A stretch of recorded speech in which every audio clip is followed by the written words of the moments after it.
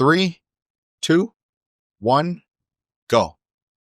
Good morning, everybody. Good morning, everyone. Welcome to another edition of our Sunday show. Is it an edition or an episode? I don't know. I feel You're talking like a real estate guy. It's an addition, like we're renovating. no, edition. But it's, I feel like because we don't do these as frequently, I forget the intro. But welcome to our Sunday show. We do them every Sunday, but not every Sunday in a row. Yeah. So wait, what? That's confusing. Yes. So welcome to our Sunday question and answer show. We are on the road here and we can get right into it as soon as this screen goes sideways. Okay. So ready, Pa? I'm ready. This is the first time I'm not going anywhere. I took a little right offense to this one.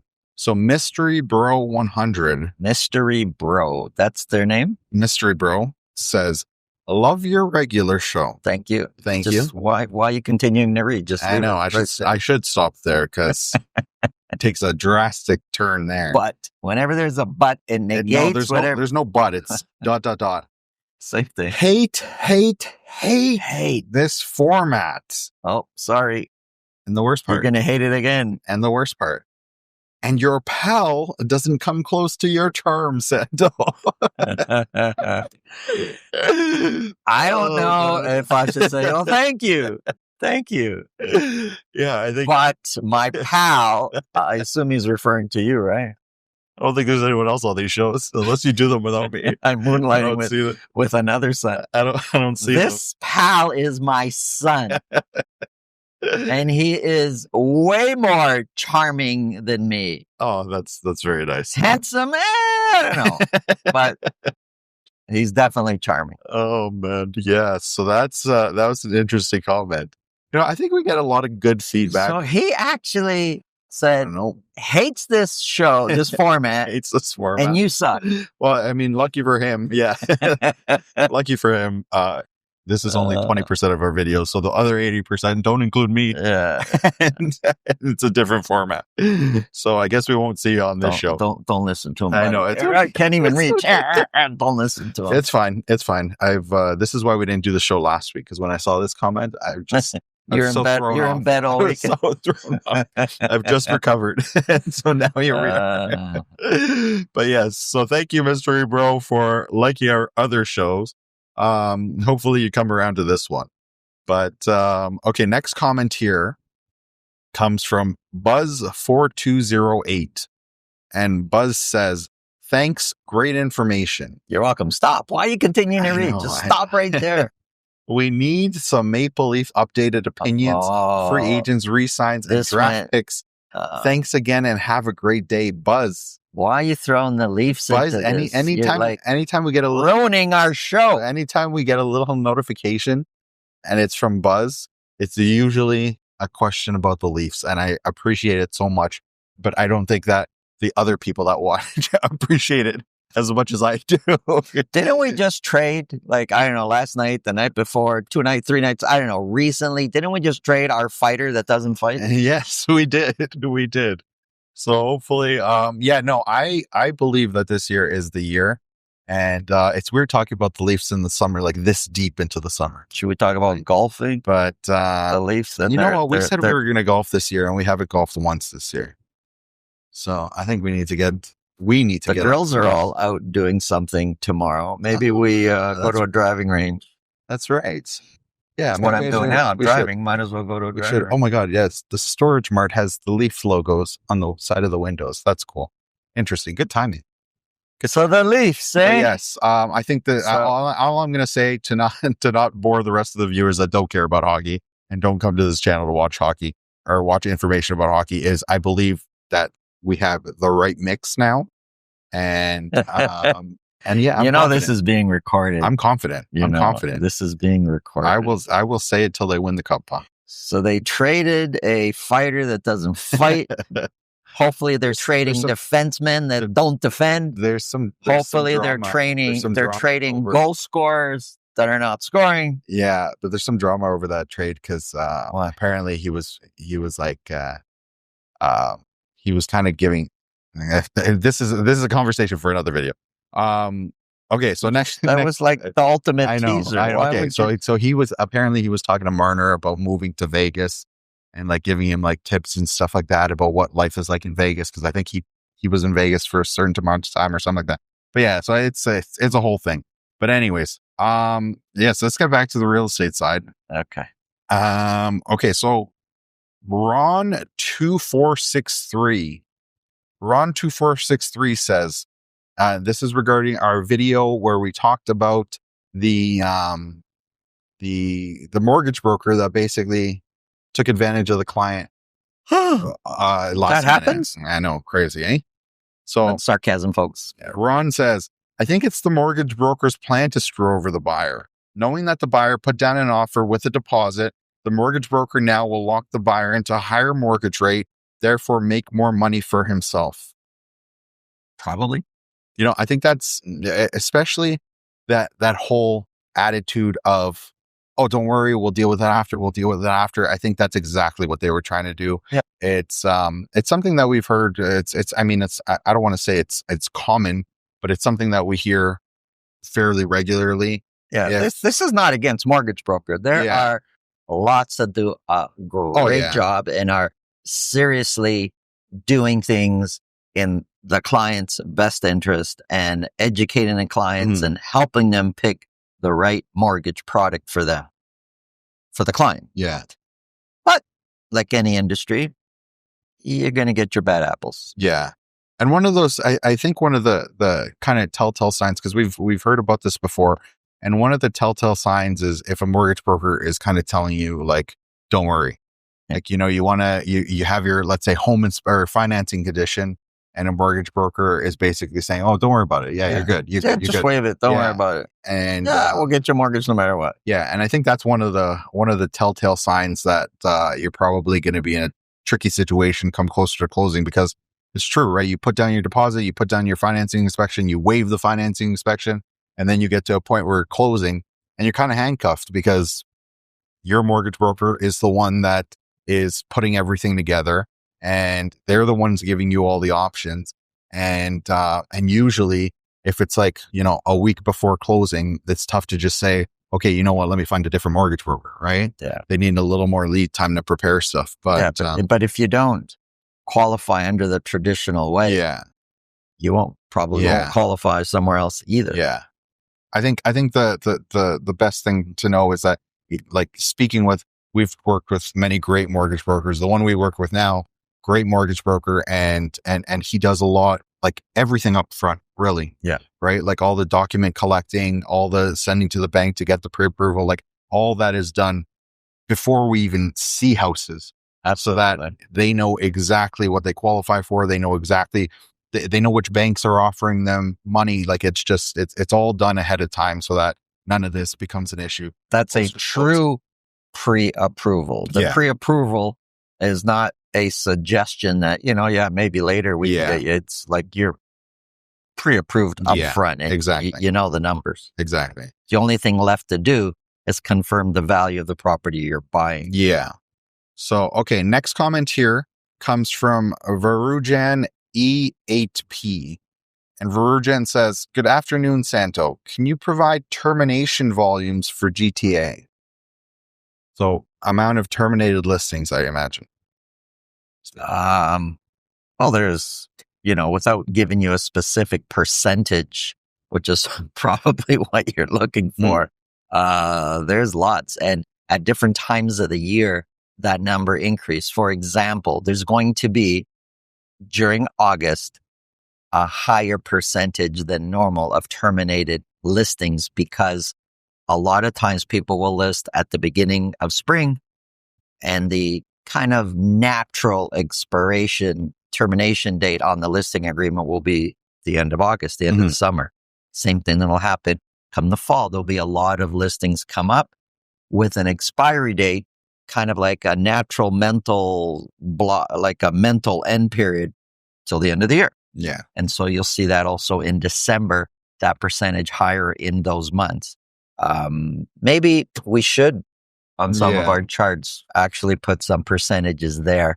That would be an interesting stat. I think that in terms of like the listings that we're seeing now, we're working with some buyer clients and we're looking at different listings. I mean, there's a high percentage of them that have been terminated and relisted. Yeah, well, whenever I talk about new listings, I know a lot of people are curious as to how many of those are relistings. Yeah. And on the big scale, it's really tough because you got to look at each property and look at, was it listed before? You got to kind of look at, and that's just extremely time consuming. But for individual situations, if somebody, say, if we're speaking to somebody about putting their home for sale, their neighborhood, and when we do our market analysis, we give them that information. We just don't do it for the whole city because there's just way too many properties to look up to get that data. So next comment here comes from Walking the Range 5680. Walking the Range. And that's got to be one of the coolest names. That's a cool name. That is a pretty cool name. So they say, if a seller reduces their price by, say, $50,000 after failing to sell at the previous price, is it fair to assume their previous price is new benchmark for what they expect to get? No, it's not fair to assume that. We have no idea the contents, the context, not the contents, the context of what does that 50,000 represent. He can reduce it by 50,000, that seller. But if all the other homes similar to theirs are selling for 100,000 less than that, then the 50,000 is nowhere near what. Actually, to answer your question, it could be what the seller is looking to expect, but it still might not be the right price. Well, I think we don't know. One thing we'll see often is, okay, let's just take for example a $1.2 million house. So this home was listed at $1.2 million. And then let's say they drop it to $1,150,000.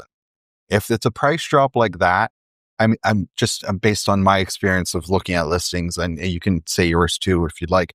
But if it's a price drop that's I'm going to say it's a lot of money. 50,000 is obviously a lot of money. But if it's that small, then you can probably assume that $50,000 drop or the new price is the price that they're expecting. Usually if it's 1.2 million and they drop it down to 1.1 or 1 million, then you can assume that they're trying to basically start a bidding war. They're trying to use the offer date strategy, right? I can't say right without the context. What if all the other homes like that are selling for 900,000 and they didn't drop enough? No, I know, but what you're saying is the previous price that they had, so the $50,000 higher, is that still the price that they want if they drop it? No. What they expect to get? On the range. I think we all need to go for a walk and clear our heads here. We're misunderstanding your question. I think what he's asking is the new price that's 50,000 less. Yeah. We assume that's what the seller is expecting now. No. Yes. Because the question is it fair to assume their previous price? Is that what it says? Yes. Oh, you read it wrong then. No, okay. We have video evidence here. We have video evidence that I don't think I read it wrong. Is it fair to assume their previous price is the new benchmark for what they expect to get? So sometimes, this is why I said the whole offer date thing. If they're dropping it by 50,000, it's not, I don't think it's one of those things where they're trying to generate offers. I could tell it beyond a shadow of a doubt. The only thing that's actually true in this conversation me and my pal is having here is pricing strategy is way wrong on that transaction you're talking about, because we're all confused. But okay, so this next comment's actually kind of related. So K Senija Melling says, what bothers me is if the seller doesn't accept the list price, waits a week, then raises the price by about 150 to 200K. How does that make sense? Bothers me too. So you want to answer this one? One thing we see so often is, so again, we'll go back to the example of the $1.2 million home. And let's say they have an offer date and they set it to $999. And then the offer date comes and goes. They don't receive any successful offers and they leave it at $999. Right? Yeah. And you're wondering, what do they expect? Yeah. What makes sense? And then, you call the agent, you speak to the agent and you're like, hey, listen, like, okay, so the offer date didn't work. Like, are you going to change the price? And then they say no, because they've been getting showings at that price, right? Obviously. Yeah. And wrong kind of showings. Exactly. But yeah, no, it's very frustrating. It's very frustrating when people don't post what they want to get, because there's a lot of guesswork, and there's so many listings out there where they're priced at a certain point, but there's no chance they're willing to accept that, at least right now. So yes, very frustrating. I don't understand why agents do that. I don't know if they think they're being clever. Sometimes they don't even put an offer date. Like if you advertise an offer date, you kind of assume that the seller's expecting more. Whether that more is realistic or not, that's another conversation. But they'll put a price and they'll put a price that's low and not even put an offer date. It's obvious they just want to look good for the first part of it, which is showings, right? Because there are a ton of houses that come out now, and there are a ton of listings out there, and many subdivisions, there's multiple listings that are just sitting with no showings. So if you go out at a price that's around there, you're just not going to get any showings. So they get to show their seller clients, oh, look, we got a bunch of people through the door. And don't worry, people will pay us more. Don't worry. But it falls flat the second you don't get an offer that the client would actually like. So I don't know. That strategy just seems a little bit flawed. Yeah. But okay. Next comment here. I'm with you, pal. You're all right, pal. So next comment here comes from Off-Grid Wannabe. And Off-Grid Wannabe says, conditional offers are there for a reason. Real estate agents don't like them as they could be denied. A good agent would work to get the funding. So, this is one of the things a good agent, let me just say, sorry, I didn't mean to cut you off, buddy. Pal. A good agent loves conditions. Mm-hmm. We love conditions for our buyer clients, and for our clients that are selling, I prepare them to accept conditions, because once those conditions are fulfilled, we have way more confidence in the home actually closing versus people that jump in, put an offer, no conditions, and you're always wondering, are they actually qualified? And sure, it's easy to say, no problem, just sue them later. But that's another uphill battle that you don't want to get into. If you can avoid it by giving them a few days to actually confirm their financing and do their home inspection, and everybody's happy, and then they waive the conditions, and now we're firm, you can have, if you're a seller, way more confidence in that home closing. Yeah. And so, okay, next comment here comes from A. Virgilio. And A. Virgilio says, Santo, could this be a cause of a slow real estate market? Would these unique homes sell quickly in a market like 2021, 2022? In 2021, 2022, absolutely everything was selling. Some of these unique homes maybe took a little bit more work, a little bit more energy, a little bit more days, but it was still so fast you didn't notice anything. Everything was selling, and it didn't matter as much. It's in these kinds of market that those uniqueness stand out more. Buyers are more picky. They were less picky before because they couldn't afford to be picky because someone else would buy it, and, it was going to be worth, everybody thought, so much more tomorrow. I might as well buy it today and deal with the problem. But today, everybody's more picky. Buyer-wise, buyers are way more picky, way more selective. And so those uniqueness of your property, if it's not something that is wanted by the masses, that uniqueness is more of an obstacle for you. Yeah. Okay. So next comment here comes from Charm6948. The opposite of what you have. Yeah. That's right. That's right. It's definitely not me. Charm must be speaking to me. What's going on, Charm? So they say, I have a question for you guys.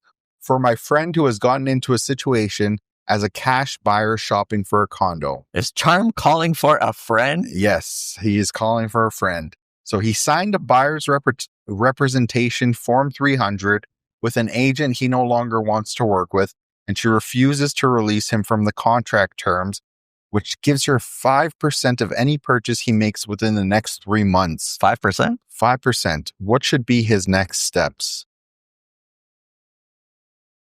That's kind of crazy. It seems like you're speaking about the BRA, the buyer representation agreement that is signed between the buyer and their agent, their buying agent. I'll get into getting out of the contract and, that part of the discussion. But first, I want to say something about the 5%. That seems abnormal, not normal to me that there's a 5% stipulation on there, because usually the buyer gets paid what's on the MLS listing. And it's not a set rule, but the market rate is usually in most cases about 2.5% of the purchase price for the agent, for the buyer's agent. So I'm not sure where you're getting the 5% from, because I don't know of any situation where a buyer's agent gets 5%. But how do you get out of that contract? I don't know why any agent is comfortable working with somebody who doesn't want to work with them. First of all, let me just say that out there. But if you ask the agent to be let out of the contract, assuming your client has a valid, legitimate reason, like that agent is not fulfilling their part of the deal, then you should just ask, and the agent could say yes, but they can also say no. My next conversation is, because you are in a contract, you need the other side to be okay with it. But if you really think the agent is not fulfilling their end of the deal, then I suggest a call to RICO and find out your options there. Mm-hmm. So now, that I say, this is, but we don't know why. That's the big thing. This is an interesting topic. I was going to say, so this is an interesting topic because, we make all these videos that kind of detail different situations in real estate and different things to look out for. Like, it's not, most people aren't doing a ton of real estate transactions in their lifetime. So the 1 or 2 or 3, 4, 5 that they do, it's, they're not necessarily sure what to expect.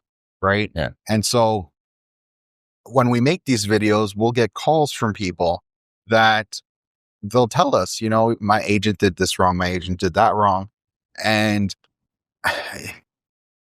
when it comes to people wanting to get out of their agreements, there is, let's say, there are many people that are completely justified because they will say, my agent said they were going to do this and they didn't.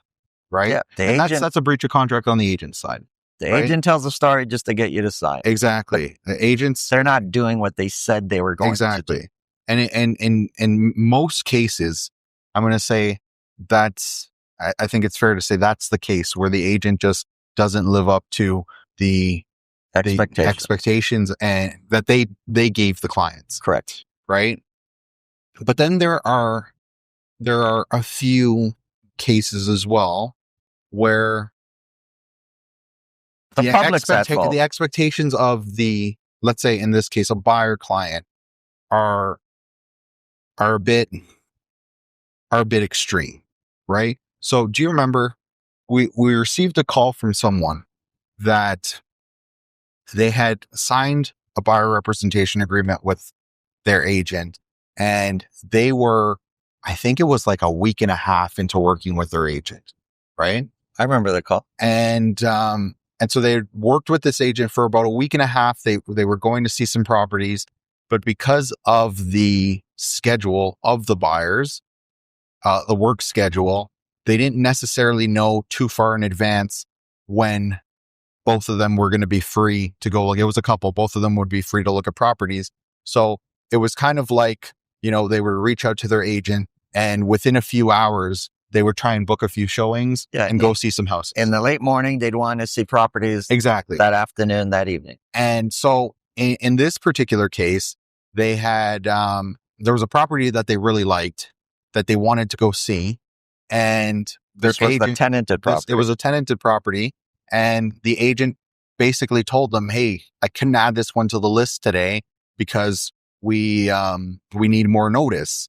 And this happened a couple times where it was like, okay, well, we'll add it next time. Well, when is next time? And they didn't know when next time was, right? Next time was maybe 2 days after, and they'd say, okay, we're free tonight, right?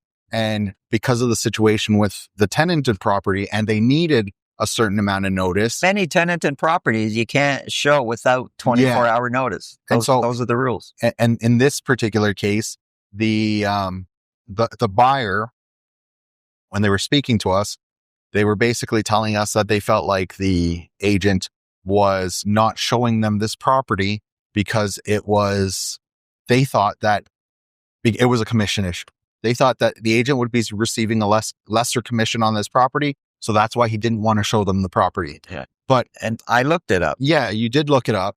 And it wasn't anything different from the other listings that they had gone to see, other houses they were interested. It was strictly an issue with the timing and booking and having advance notice in order to go see the property.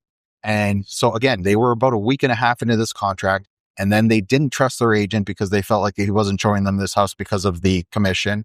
And it turned out that it was really just an issue with booking it in advance. Yeah. Right. And the buyers weren't able to give enough notice. Yeah. And so, after speaking to them, they realized that, okay, maybe this was just a miscommunication. And which is what it really was, just understanding the situation. So I'm sure the agent could have done a better job in communicating the situation for that specific problem. But I don't think they would have believed him either way, because they were already under the assumption that it was a commission thing. So, and that was the house that obviously they liked.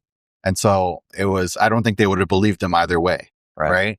But yeah, for something like that, a quick call fixed it up, and they were able to remain in their agreement. And this was an agreement they wanted to get out of a week and a half after signing.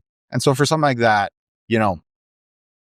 is it fair to kind of get out of the agreement because you feel like... Yeah, I could see the agent being reluctant. Yeah. In that case, it's like, wait a minute, like, it's not my fault we can't see this. The agent maybe is at fault, weak communication skills there, and not letting the buyers understand. But, it's not easy. Think about what you're signing, understand what you're signing, because you are signing a contract, whether it's a buyer's representation agreement, whether it's a listing agreement, you're signing a contract. So know what you're signing, understand it, and, be committed to it. Yeah. And, so I guess that ends our comments for today. Thank you guys all for watching. This ends our video for this week, and we'll see you again next week. Leave your comments in this video, leave your comments in the videos throughout the week, and maybe you can be featured on our show here. And just to recap, I'm the charming one, my pal. Not so much. Not so much. Have a good one. Have a great weekend, everybody.